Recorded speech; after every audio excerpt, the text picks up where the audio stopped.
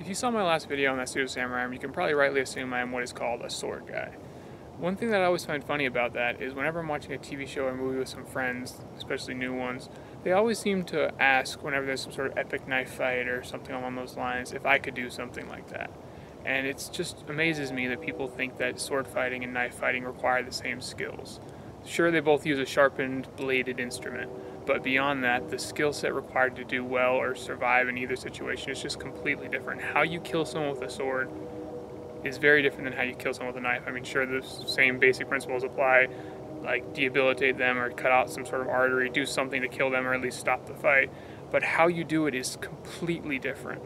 I am an expert, actually I wouldn't call myself an expert, I am competent with a sword, but when it comes to knife fighting, my practice is very limited. It typically comes down to armored versus armored opponents when you pretend that you lost your sword or it broke or something along those lines, and you have to fall back to a secondary implement. At that point, you target weaknesses, and mostly it's down to try and get in without getting cut or killed with their sword and do some sort of grappling maneuver to hold it in and do something where you stab the weak points like the guts or the throat, try and get in with your knife. It's completely different than a knife-on-knife, unarmored fighting. But one thing I have learned in the limited amount of experience I do have in that kind of fighting is speed is what matters more than anything else. And one thing I want to talk about today is what I would call a self-defense knife. There are different reasons to carry a knife every day, EDC knives. There are some people who use it as a tool every day. They use it to cut open packages, cut up in boxes, do things like food processing with your pocket knife. They have 100 different reasons, and what you need with your EDC knife will define what you're going to carry, what kind of blade, how kind of way it opens, all those kind of things. If you're not doing anything with a knife, you can get away with a $5 cheap piece of crap. But if you do something like beating your knife and using it like almost like how you would a fixed blade, you need a higher quality knife. For me, when I have to do those kind of utilitarian purposes, I use a Leatherman. I carry it on my left hip all the time. But when it comes down to what I carry in my right pocket, my main self-defense knife, I use a gun typically if I need it, but if I need to either have the option or I want to just use a knife, I carry, it's called the Spyderco Enduro Wave. And for me, the reason why I carry it is in a knife fight, when you watch the videos, they have the stupid choreographed fighting. That's not how it works in the real world. It's a down and dirty, whoever gets the stab in the gut the most wins the fastest. I mean, if someone wants to kill you, they can do it just fine with a sharpened screwdriver. It doesn't even need to be sharpened as long as they keep stabbing you in the gut over and over and over again. And so for me, what I decided is speed of deployment is paramount. And this video is basically going to detail that. I'm going to show, I think it's like 7 or 8 different kinds of opening styles of knives. And I just kind of want to show you that for me, the fastest knife that you can deploy, the fastest I can bring into action to defend myself is going to be an Emerson or a Wave style design. And I just want to compare those different types so that way you can kind of see what I'm talking about. And if what you're looking for is an EDC knife that is utilitarian purposes, ignore all this. But if you're looking for something that if someone's holding on to you, you only have one hand, or you just need your knife out really fast, I just don't think anything can beat the Emerson/Wave design. Before we get to the next part of the video, I want to talk kind of about my philosophy of knife fighting. When it comes to swords, you guys know I use katanas, which is primarily a slashing instrument. But it's funny because when I switch to knives, I don't believe slashing really works on the human body. The human body is really designed to stop getting killed from slashing techniques. When it comes to a sword, it's big enough and heavy enough that it can cleave through things like your rib cage. A knife just kind of skitters off. It can't really do a lot of damage when you use slashes. Sure, you can target the neck, but a normal fighting technique really does reduce the ability to get into the neck. At that point, you're kind of targeting other things like femoral arteries, which you need to get in close with a grappling technique to do that, or debilitate them, like try and take it out so that way they can't use their tendons appropriately, like hamstringing them. But really, when it comes to knife fighting, thrusting, I think, is how you end a fight, either end their lives or just end the fight in general. Stabbing into some sort of vital area, causing as much damage as possible, as quickly as possible. So all my knives that I really use have a kind of a same stabbing profile blade. Like they have the Spyderco Wave, it's like the matriarch or something, with like that S-shaped, weird, hooky, serrated edge, and that'll rip someone open, and the wounds it'll cause are great and very bad wounds, I guess. But it won't kill someone unless you hit them in a vital area. Like I can rip open their bicep and have this huge hemorrhaging wound that looks really bad, but in reality it's not going to kill someone or end the fight. You stab them a couple times in the aorta area or some other vital organs or hit them in the lung, that does the job, not just causing some vicious flesh wound. I mean, it'll look bad and maybe you'll give them shock and they'll stop the fight, but stabbing is how I think work gets done in a knife fight. So for this next part of the video, I'm actually going to show the different ways of opening knives. And basically, in order to see this video correctly, you're going to have to take a crotch level shot, and I apologize for that, but hopefully you'll learn something and it'll be worth your time. So I'm going to start off with kind of the good old-fashioned old-timer buck knife. It has a little groove for your thumb, but it's a knife that's designed to be opened with 2 hands. And I'm not going to go over like, here's 20,000 different ways to open a knife single-handed. You can hold from the blade, you can hold from here, you can do a flip on your side. I'm not going to do that. I'm going to show the standard way that most people open a knife, especially under pressure. And with this style of knife, you open it with 2 hands. It's pretty much your only option. Now, there's 2 different ways. I don't have a sheath for this, so I'm just going to carry like in the pocket carry. And so, ideally how I would have it is I would have it so the blade opens like this. I would have it so that way the axis is going to be pointing towards the front of my body in my pocket. So when you reach in, you're going to reach in, pull out, have to take your second hand and open the knife. And unfortunately, if it spins around or something along those lines, so that way the axis is facing towards your back, then you have to pull it out, flip, and then open the knife, which slows you down. And this kind of goes to the point. I'm going to do these steps. How many steps you have will define how fast you can open a knife. This knife, you need to pull it out of your pocket, step 1. 2 is reposition with your second hand. 3, open. 4, change your grip, and then you're ready to stab or return, defend yourself, however you want to do it. And so here's a speed run. What I'm basically going to do is, these are just kind of showing the techniques, and I'm going to do a quick compilation video of like 10 or 30, I've decided yet. Quick draws as fast as I can do it, and I'll give you an average time, and I'll show you just the, kind of like the fastest one so that we can compare the times. But you're going to reach in, open, and you're ready. Very slow. But that's how you do it with an old timer. This is why most people don't use these style of knives anymore, at least for self-defense. Utility, great. Self-defense, no. This is a much larger knife than what most people would typically carry, but it gives the kind of general idea of the thumb stud look. The one that you use a thumb stud to open it with your hand, like that. It's a lot faster, and it's what most knives these days use, some sort of derivation of this design.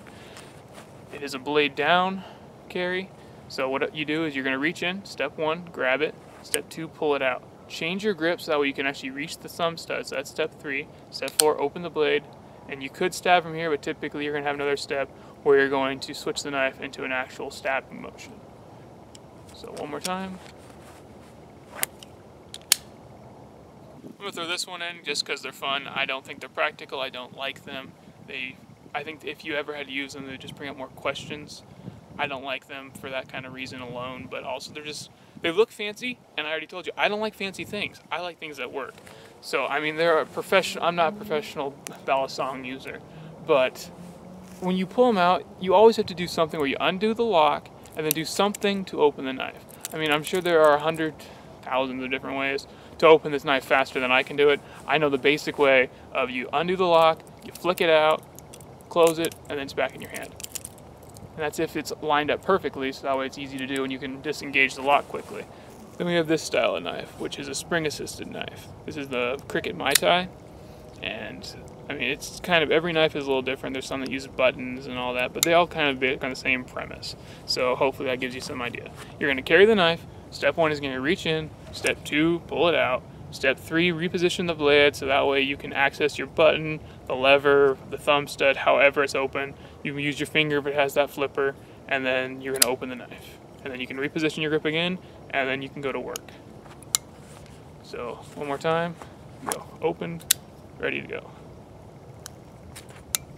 These guys I carried for a long time. They work really well, and in my opinion, because I can't carry a switchblade where I'm from, this is probably the fastest knife I could carry. But then I found the Emerson, and I'll show you why that's so much faster.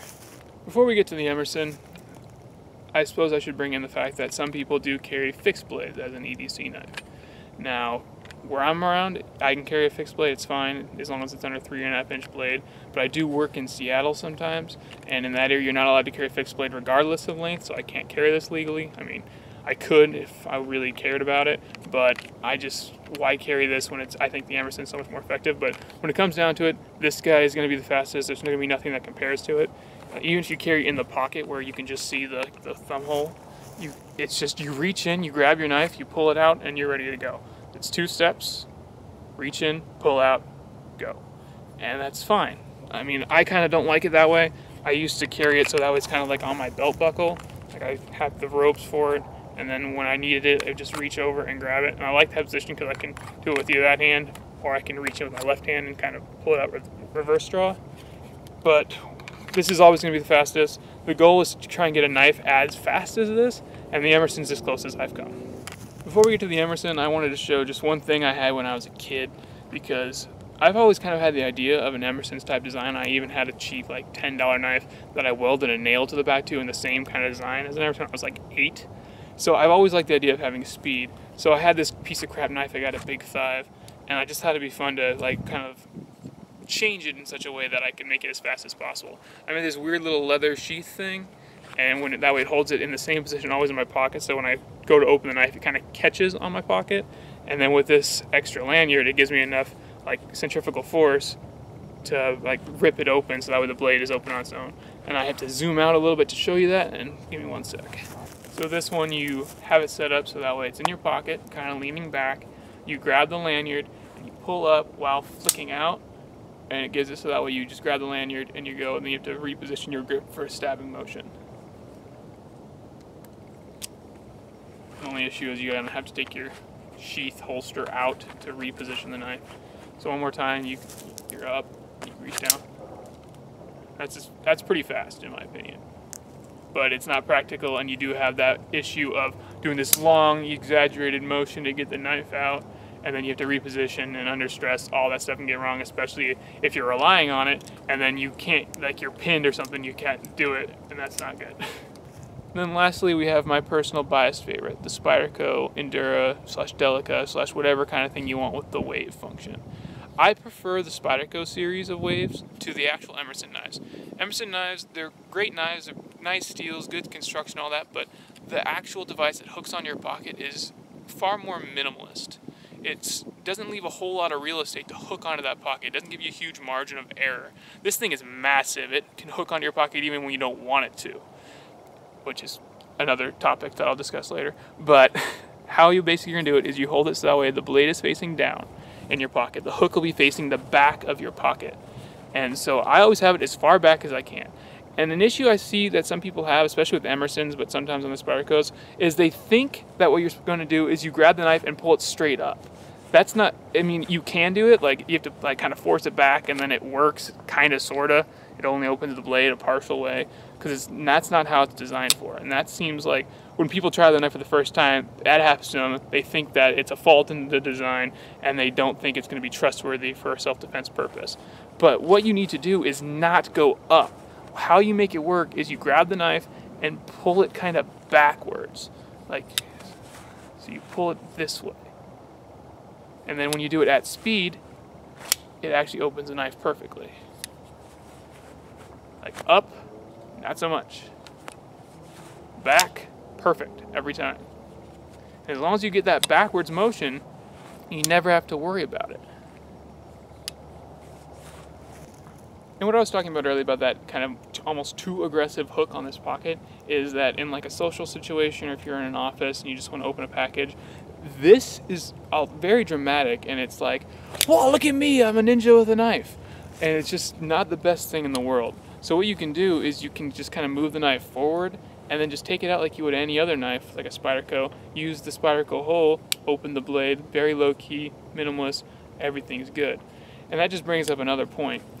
In an ideal self-defense situation, I'm going to hopefully be able to use the wave feature, get it out, stab right away.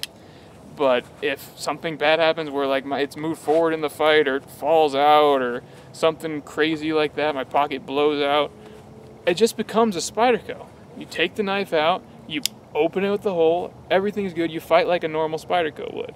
And you just need to be cognizant of the fact that might happen. You can't, I kind of rely on it, but you can't just solely believe that every single time it's going to open. It works fine, but under stress or something bad happen, you never know what could change the situation. So just practice it. Be like, oops, I missed, and then go into activating with the thumb stud or the thumb hole. And that's just something you need to practice. It's kind of like if you carry a Smith & Wesson M&P shield with that I have the old version with the safety. I have a Kydex sheath. There's almost no way that safety is going to actuate. But what's fun to do sometimes is my brother, when we're shooting at the range, he'll just turn my safety on when I'm like loading the gun and all that. And then I go to draw it from my holster, and then I pull the trigger, it doesn't work. And I'm like, oh crap, flip the safety off, pull the trigger, bang. So that's just something you need to practice. Just like when you're just walking around, just like accidentally tip your knife forward and like, oh no, it didn't activate, go. And it gives you that practice. And between those two, you should be good in any situation. You're like, please don't hurt me, knife out, stab. Of course, that's exaggerated, but you get the point. Another thing I wanted to show you is, let's say it's wintertime or you're working and you're wearing gloves. And we've all experienced that you're wearing gloves, how much more cumbersome and hard it is to open a knife. And so I think the second or third fastest knife after the fixed blade was the Mai Tai, the Cricut Mai Tai, the spring-assisted knife. And so what happens is you reach in, you have to kind of grope around, and then you just lose a lot of dexterity. You got to find the thumb stud, and then you can open it. Just gloves slow down this situation because you rely on dexterity to reach all these small little openings or levers to open the knife, and then you can use it. You don't really experience that with the Emerson, and I'll show you that. Like, as you see with the Emerson, it doesn't rely on this kind of fine motor skills. It's gross, it's big. I reach in my pocket, my thumb grabs a knife, I pull it out. It's out and ready to go. I don't need to do fine task manipulations of anything. It's ready to go. It's easier to do with gloves, which makes this knife a lot better in winter or work circumstances.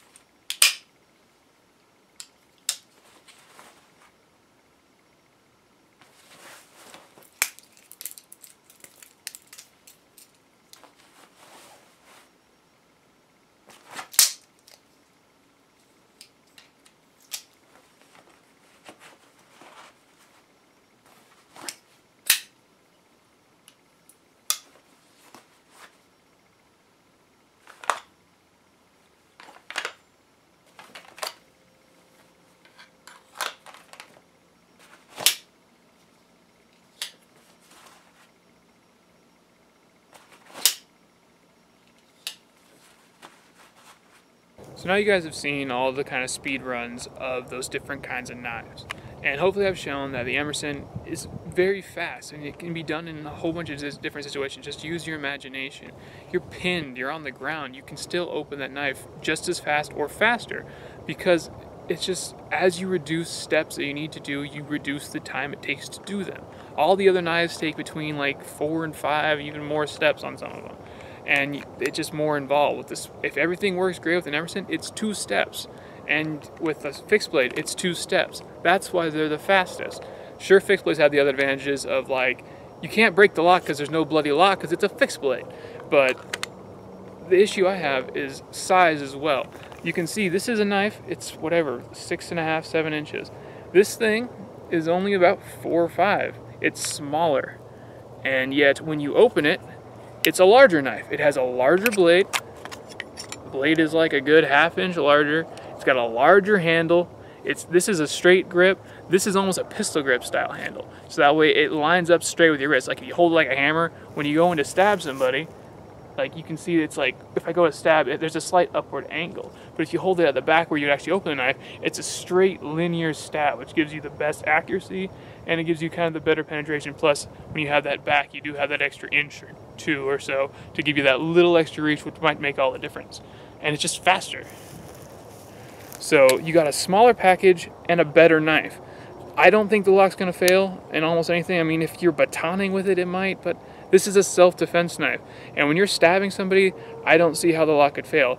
They're really not that dissimilar in terms of how they're going to hurt somebody, but this is just a smaller package that becomes a more efficient tool. And that's kind of why I picked it. It's fast to deploy and it works.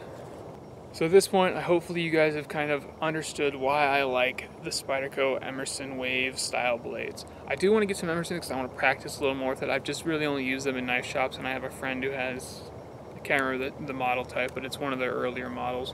And I just think the Emerson, that the big wave is the big selling point for the Spyderco series. And just as an FYI, as a plug, I love this knife. I've had, I don't know, 2.5 years now, and the only issues I have with it is that the cheap paint on the belt or the pocket clip is kind of shitty. But other than that, I mean, the blade itself is perfect. I've only resharpened this thing a few times, and like, it's VG10 steel, it's good stuff. It really doesn't dull too quickly. You can get it razor sharp. I mean, I can actually shave with this. Maybe I'll do a video of that.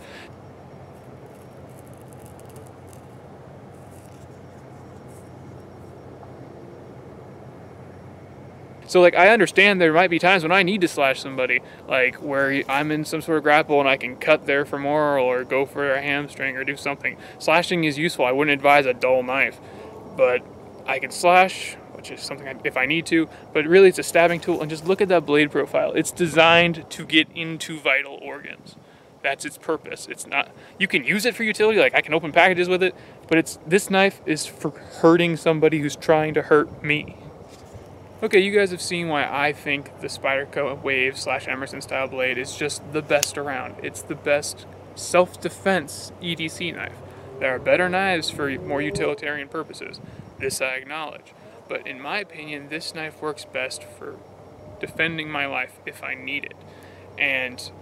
But for all I know, there could be something out there, there's some situation or something, that this thing actually is the worst knife in the world, and it's going to get me killed the second I need it to save me. And my tiny brain can't figure that out. I can't imagine that situation. So if you can think of something like that, please let me know. That way I can kind of change my system in order to kind of address that issue. But as of now, this thing is working for me, and hopefully if I ever need it to save me, it'll do its job if I do my part.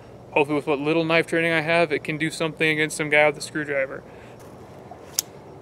So this is what I decided to carry in case I ever run into the situation where I need a knife. In an ideal situation, I will run away. I will use my gun, hopefully.